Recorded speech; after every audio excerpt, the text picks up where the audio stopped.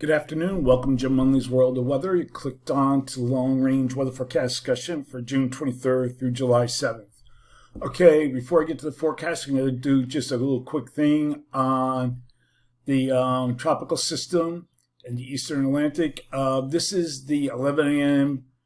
location. I know it's old already before the next advisor come out, but it's centered at 11.9 north, 47.0 west. Maximum winds are 40 miles per hour, and movement is towards the west at a fairly good rate at 21 miles per hour.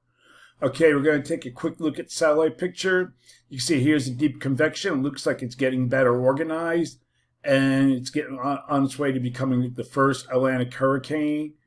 And like I said yesterday, it's not rare to have these systems in June. It only happened twice, which I showed you on the map. Okay, that's all I'm going to get into right now. I'm running behind. Okay, we're going to look at the period now for June 23rd to the 27th. And we still have a blocking pattern here. We have a trough here, upper low in the west, also an upper low here over the Midwest, parts of the Southeast, Tennessee Valley. And we have more like a zone of flow across the eastern Canada above normal heights, below normal heights across the higher latitudes. And we have a ridge here from Mexico into the southern plains. So the upper low in the Midwest that we were talking about will finally begin to lift out. And I lost the maps again. Okay. Got to go over real quickly.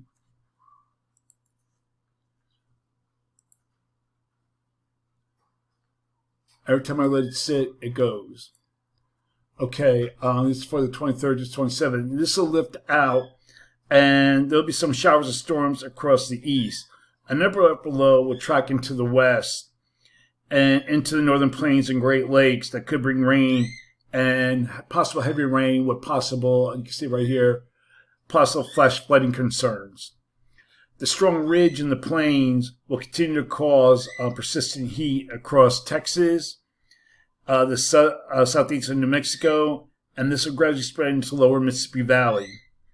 And expect widespread 100s are expected across the central and southern portions of Texas and southern New Mexico to the 90s, with heat indices over 100 degrees elsewhere across south central states. We're going to look now at the period for June 28th through July 2nd. And a little overall change is forecast to have above normal heights here, below normal heights across the higher latitudes. Several upper low here, our ridge here from Mexico into the southern plains. So for this forecast period, I'm calling for below normal temperatures here, and I'm calling for anomalies being near 6 degrees below normal. And we're calling for above normal temperatures here with the anomalies of at least 10 degrees above normal in some locations. Here in the yellow, be closer to maybe 2 degrees above normal. For precipitation, calling for above normal precipitation here, and the probability of occurrence is near 35%, below normal precipitation forecast here, and the probability of occurrence is near 35%. Looking at the period for July 3rd to the 7th,